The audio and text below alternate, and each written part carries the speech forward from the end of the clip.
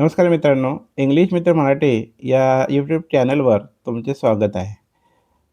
आज आपण इयत्ता 10वी इंग्लिश बोर्डाची प्रश्नपत्रिका कशी आहे आणि त्याच्यावर क्वेश्चन नंबर फर्स्ट एमध्ये 8 मार्काला कोणते प्रश्न येतात ते आपण one by one step by step प्रत्येक प्रश्न कसा सोडवावा हे आज शिकणार आहोत. त्याच्यातला पहिला प्रश्न कसा असतो, दुसरा, तिसरा ते आपण बघणार आहोत.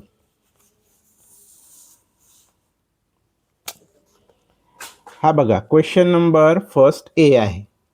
Do I directed any four. तर तुम्हाला इथं 6 क्वेश्चन असतील. त्या 6 क्वेश्चनपैकी फक्त 4 सोडवायचे आहेत 8 मार्काला. प्रत्येकी 2 मार्क्स असतात. 4 दुणे 8. तर ते 6 पैकी जे 4 सोपे वाटेल ते तुम्ही सोडू शकता. उदाहरणार्थ क्वेश्चन फर्स्ट ए पहिला आहे, complete the words by using correct letters. म्हणजे तुम्हाला काही शब्द दिले असतील, 4 शब्द दिले असतील, ते अपूर्ण स्पेलिंगचे असतील. त्याच्यामध्ये एक अक्षर टाकून, एक लेटर टाकून ती स्पेलिंग कंप्लीट करायची आणि आन्सर लिहायचे. उदाहरणार्थ बघा इकडं 1 2 3 4 हे अपूर्ण आहेत. तर त्या आन्सरमध्ये आपण त्याला लिहिणार आहोत. उदाहरणार्थ ST ब्लँक RT. आता याच्यामध्ये असं अक्षर ABCDचे अक्षर जे टाकू त्याच्यावर एक शब्द तयार होईल. उदाहरणार्थ आपण इथं ए टाकला म्हणजे काय तयार झालं, START स्टार्ट. मग तुम्ही आन्सरमध्ये START स्टार्ट असं लिहायचं. झालं उत्तर. दुसरं आहे SLA-VE. ही अपूर्ण स्पेलिंग आहे. मग याच्यामध्ये तुम्ही कोणतं अक्षर टाकाल ते स्पेलिंग तयार. उदाहरणार्थ आपण टाकला ए स्लेव, मग ती स्पेलिंग तयार झाली. ते आन्सरमध्ये असं लिहायचे स्लेव. दुसरं आहे GR ब्लँक AT. मग आता ही स्पेलिंग केव्हा तयार होईल पूर्ण, त्याला एक अक्षर टाकल्यानंतर तुम्ही विचार करून टाकायचे. तर शब्द तयार झाला पाहिजे. असं कोणते अक्षर टाकता नाहीत, त्याच्यात शब्द तयार झाला पाहिजे, मराठी अर्थ झाला पाहिजे. आता मग आपण याच्यामध्ये ई टाकला तर ग्रेट शब्द तयार झाला. ग्रेट म्हणजे महान. मग तुम्ही इथं ग्रेट लिहायचे. दुसरं काय मित्रांनो, चौथा फोर्स आहे. बघा स्पेलिंगवरच समजून जातं. आता इथं ब्लँक आहे FOCE. मग तुम्ही जर इथं आर भरला तर शब्द काय झाला, फोर्स. हा झाला FORCE. असं जर तुम्ही लिहिलं तर तुम्हाला याचे 2 मार्क्स सहज भेटतील. हा लक्षात. पहिला समजला प्रश्न. दुसरा प्रश्न जाणून घेऊ आपण. दुसरा प्रश्न असतं put the words in alphabetical order. म्हणजे काय मित्रांनो, इथं जे शब्द दिले आहेत पहिल्यामध्ये आणि दुसऱ्यामध्ये जे शब्द दिले आहेत ते अल्फाबेटिकल ऑर्डरप्रमाणे नसतात. म्हणजे ABCDच्या क्रमाने नाही आहेत, मुळाक्षरानुक्रमे नसतात. त्यांना तुम्हाला क्रम लावून ते आन्सरमध्ये लिहायचे. उदाहरणार्थ इथं पहिल्याचे आहे इपिक, राईट, ॲबल, हार्ट. आता या शब्दांचे पहिले अक्षर बघायचे राहतं. आता हा ई आहे, हा आर आहे, हा ए आहे, असं एच आहे. मग आता मला सांगा ABCDमध्ये पहिले काय येतो, ए येतो. म्हणून हा ॲबलचा पहिला शब्द तयार झाला. नंतर शोधा तुम्ही आता पुढे काय येतं, मग बी आहे का, सी आहे का, नाही ना. मग पुढचे वाचत जायचे ABCD ई. मग ईच्या सापडला, हा 2 नंबर. मग पुढे बोलत जायचे ABCD मनातल्या मनात ABCD EFGH. हा एच सापडला, याला 3 नंबर दिलं. मग राईट हा राहिला शेवटी उच्चार ABCDमध्ये येतो म्हणून याला 4 दिलं. मग हा क्रम जो आपण तयार केला तो क्रम इथं आन्सरमध्ये लिहायचा. आता उदाहरणार्थ पहिला शब्द कोणता आहे, ॲबल. मग तुम्ही इथं ॲबल लिहायचं, कॉमा द्यायचा. दुसरा कोणता आहे, इपिक. मग असं इपिक लिहायचं. तिसरा कोणता आहे, हार्ट. मग असं हार्ट लिहायचं. चौथा शब्द कोणता निवडला आपण, राईट असं लिहायचं. हे आन्सर असं तुम्हाला तयार करायचं. दुसरा थोडं वेगळं असेल. काय असेल याच्यामध्ये विशेष, तर त्याच्यामध्ये असं असेल तर जे 4 शब्द दिले असतील त्यांचे पहिलं अक्षर सारखं असेल, एस. आता तुम्ही कन्फ्यूज होऊन गेला, पहिलं कोणाला निवडायचं. मग अशा वेळेस काय करायचं मित्रांनो, त्याच्यात 2 नंबरचे अक्षर जे असेल, 2 नंबरचे अक्षर त्याचा अभ्यास करायचा. आता 2 नंबरच्या अक्षरामध्ये ABCDत आधी कोण येतो ते तुम्ही ठरवायचे आणि मग निवडायचे. उदाहरणार्थ हा एच आहे, तो ABCD क्रमामध्ये पहिला येतो. मग नंतर एच नंतर ABCD मारल्यामुळे म्हणत राहायची ABCDEFGH. I JKLMNOP, पीवाला शब्द 2, Q 3 नंबर आणि यू तर शेवटी येतो 4.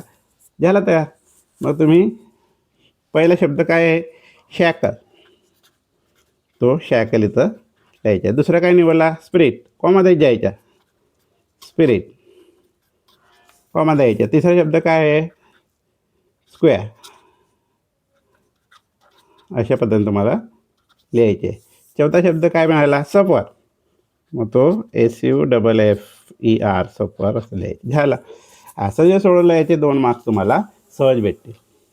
तिथल्या तिथं उत्तर आहे. हा लक्षात मित्रांनो.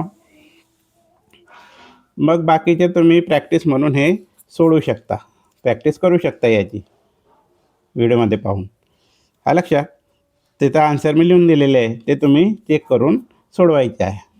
तिसरा प्रश्न काय असेल मित्रांनो ते बघूया. तिसरा प्रश्न असेल पंक्च्युएट द फॉलोइंग. हा थोडा कठीण वाटतो विद्यार्थी मित्रांनो, कठीण प्रश्न वाटतो. तुम्हाला पंक्च्युएट म्हणजे काय हे समजलं पाहिजे. विरामचिन्हे, मग विरामचिन्हे कोणती असतात त्याचे ज्ञान पाहिजे तुम्हाला, त्याचे नॉलेज पाहिजे.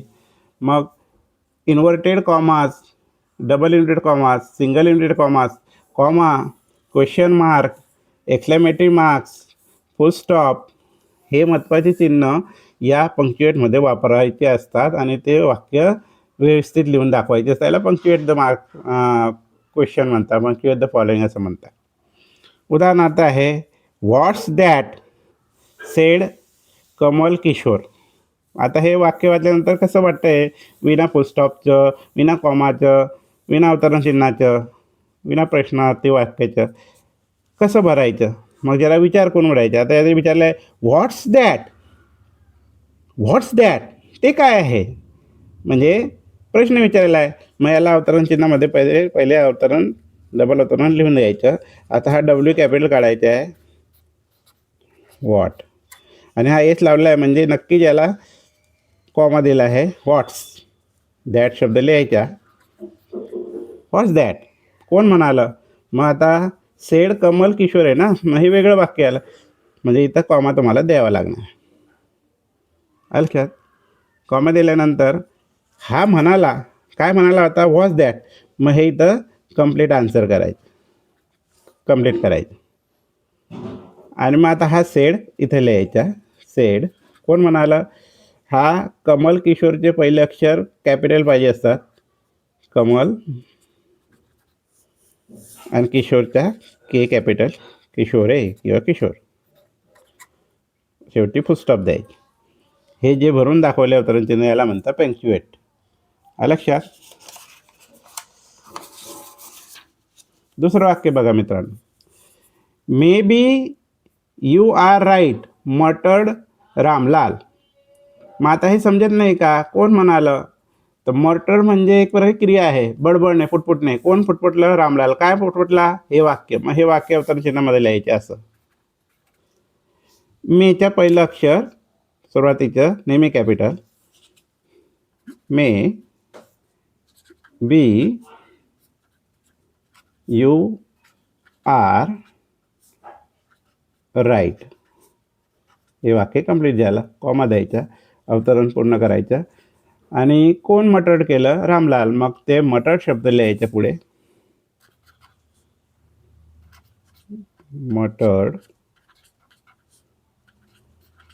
आता रामलाल नावाचे पहिलं अक्षर नेहमी कॅपिटल पाहिजे. राम लाल, शेवटी पूर्णविराम. हे याला म्हणतात पंक्च्युएट. लक्षात. मग अशा पद्धतीनं हे अवतरण चिन्ह वापरून तुम्हाला वाक्य कंप्लीट करायचे आहेत. तर हे तुम्हाला हे नमुने आहेत. तर याची प्रॅक्टिस म्हणून तुम्हाला मी वाक्य दिले आहेत, ते तुम्ही व्हिडिओ बघून सोडवायचे आहेत, प्रॅक्टिस करायची आहे. लक्षात. कोणतं प्रश्नार्थी वाक्य आहे, कोणतं सिम्पल वाक्य आहे, कोणतं एक्सक्लेमेटरी सेंटेन्स वाक्य आहे, तुम्हाला ते सोडवता आलं पाहिजे. लक्षात. पुढचा प्रश्न आहे क्वेश्चन नंबर 4.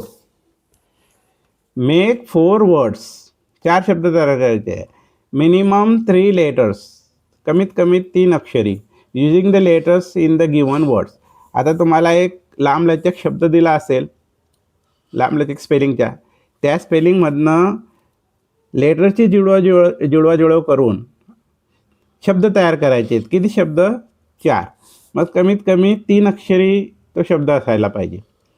मग जर जमलं नाही तर एखादं 4 अक्षरे पण लिहू शकता.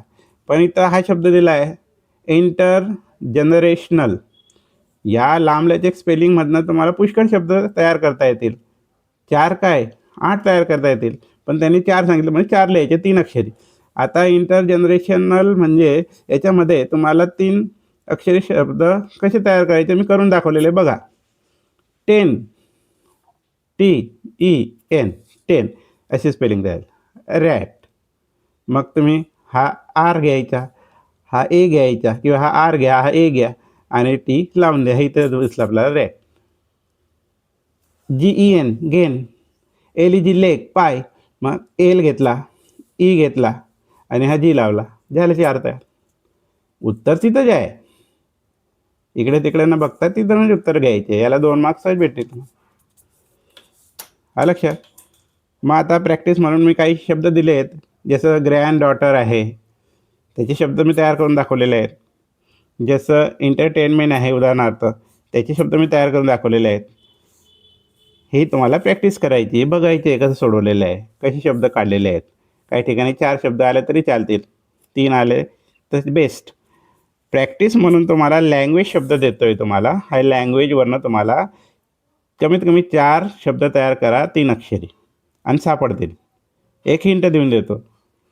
हे बघा AGE एज 3 अक्षरी झाला. एज म्हणजे वय. लक्षात. मग झाला शब्द तयार. आता राहिले 3 ते तुम्ही शोधायचे आहे. असा प्रश्न नंबर 4 असतो. क्वेश्चन नंबर 5 मित्रांनो. Write the related words as shown in the example. तुम्हाला मी सांगितलेलं होतं प्रश्नपत्रिका समजून देताना, काही बॉक्स रिकामे बॉक्स दिले असतील ते तुम्हाला भरायचे असते. एक शब्द त्यांनी उदाहरण दिलं असतं आणि एक मध्यभागी जो शब्द असतो त्याच्यावरनं ते इतर शब्द तयार करायचे असतात. उदाहरणार्थ एक नमुना तयार केला आहे मी. कंट्री म्हणजे देश. देशावर शब्द कसे? उदाहरणार्थ develop country, country develop country. Advance country, big country, Asian country, under developed country. असे शब्द तुम्हाला स्वतःचे टाकायचे आहेत. कुठे भेटणार नाही ते तुम्हाला तयार करायचे. एक नमुना दिला असतो त्यांनी, मग बाकीचे उरलेले 4 तुम्हाला भरायचे असतात. उदाहरणार्थ इथं स्कूल आहे बघा. आता हा शब्द दिला आहे स्कूल. मग स्कूलवरनं एक शब्द त्यांनी दिला आहे फेमस, फेमस स्कूल. मग तुम्ही काय लिहिता? पुढचे 4 शब्द कसे भरू शकता बरं? हां, मग त्या स्कूलशी संबंधित कोणती व्यक्ती राहते, काय राहतं ते तुम्ही भरलं तरी चालेल. इथं फेमस आहे, मग तुम्ही इथं लिहू शकता. इथं लिहू शकता तुम्ही टीचर, TEACHER टीचर. लक्षात. मग इथं प्रिन्सिपल किंवा हेडमास्टर, हेड मास्टर असं लिहू शकता. मग तुम्हाला जर विशेषण सांगायचे असेल स्कूलचं तर बिग स्कूल लिहू शकता. इथं सांगायचं तर लायब्ररी लिहू शकता, लायब्ररी. झालं. या टॉपिक संबंधित शब्द लिहायचे राहतात. असे 2 मार्क्स तुम्हाला भेटू शकतात. लक्षात.